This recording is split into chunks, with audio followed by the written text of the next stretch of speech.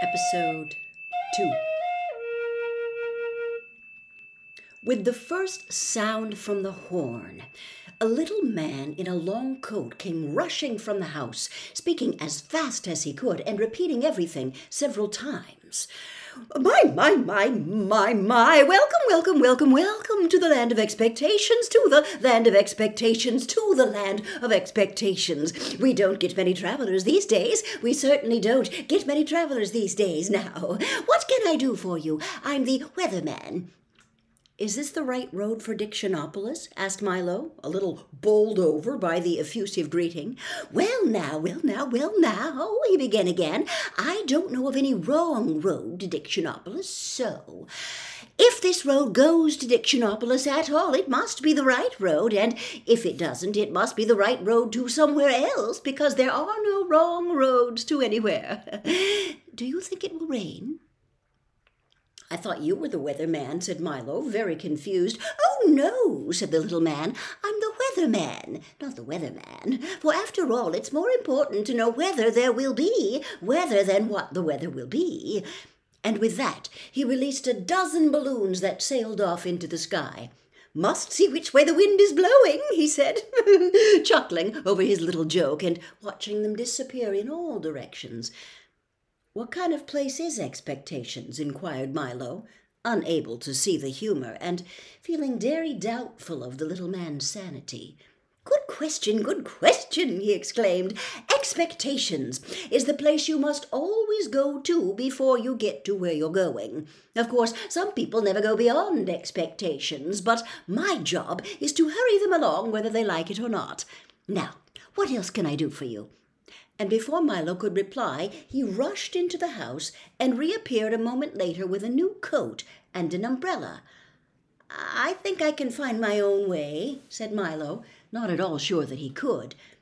But since he didn't understand the little man at all, he decided that he might as well move on, at least until he met someone whose sentences didn't always sound as if they would make as much sense backwards as forwards. Splendid, exclaimed the weatherman. Whether or not you find your own way, you're bound to find some way.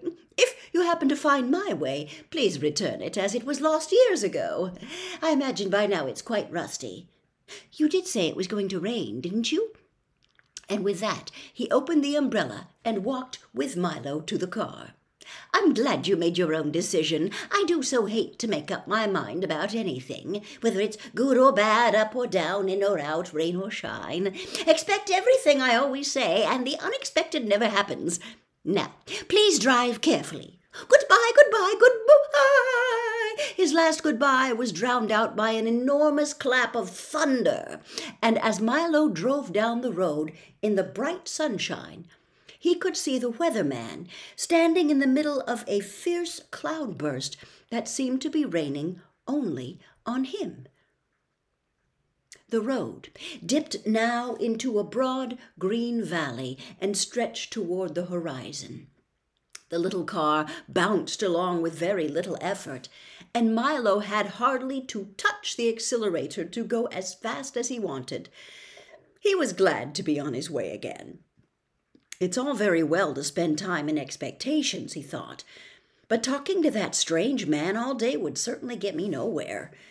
He's the most peculiar person I've ever met, continued Milo, unaware of how many peculiar people he would shortly encounter.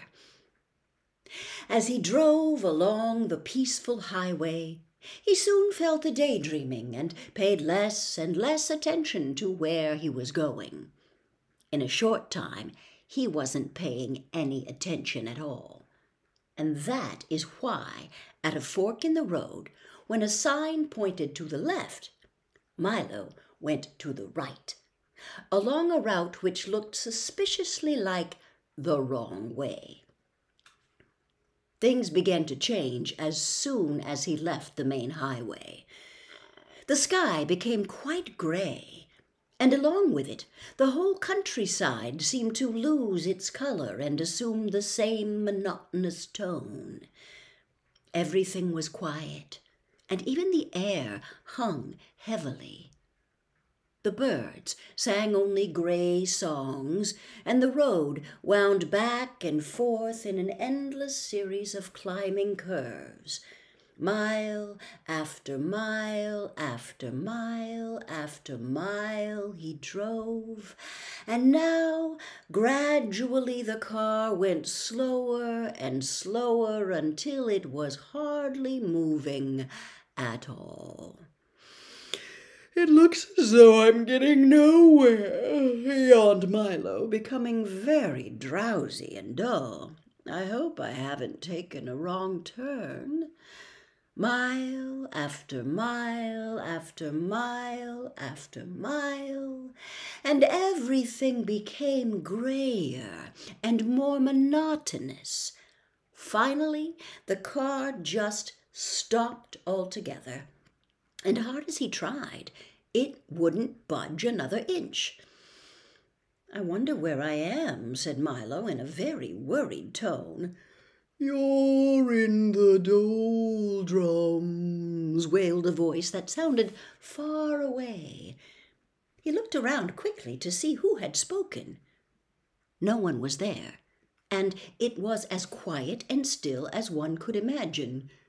"Yes, the doldrums," yawned another voice, but still he saw no one. "What are the doldrums?" he cried loudly, and tried very hard to see who would answer this time. "The doldrums, my young friend, are where nothing ever happens and nothing ever changes." This time the voice came from so close that Milo jumped with surprise.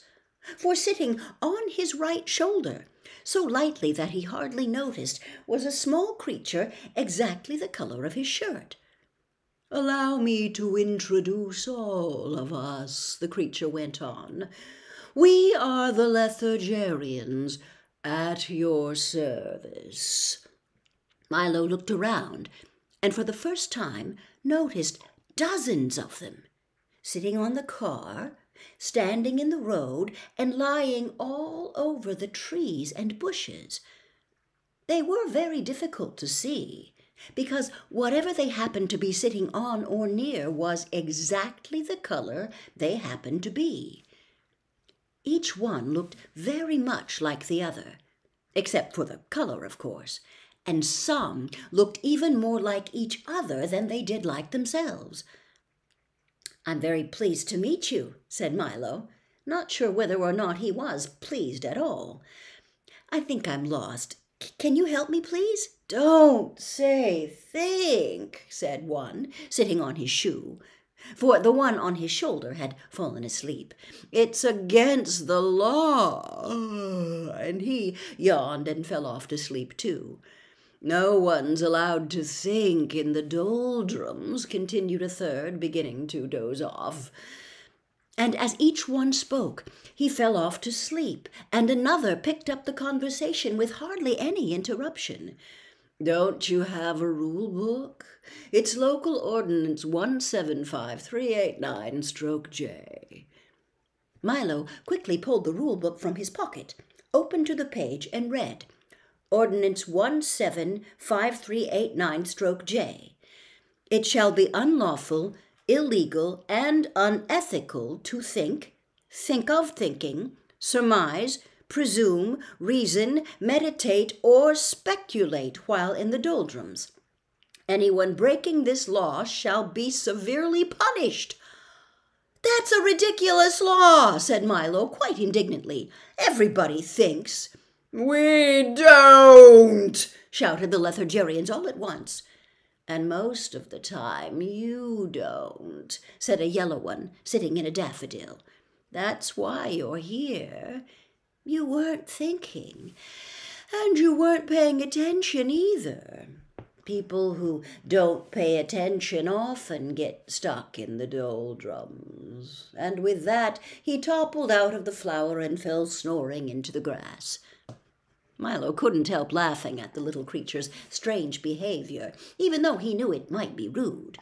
"Stop that at once," ordered the plaid one, clinging to his stocking. "Laughing is against the law." Don't you have a rule book? It's local ordinance 574381/W. Opening the rule book again, Milo found Ordinance 574381/W. In the doldrums, laughter is frowned upon, and smiling is permitted only on alternate Thursdays. Violators shall be dealt with most harshly. "Well, if you can't laugh or think, what can you do?" asked Milo. "Anything, as long as it's nothing, and everything, as long as it isn't anything," explained another. "There's lots to do. We have a very busy schedule.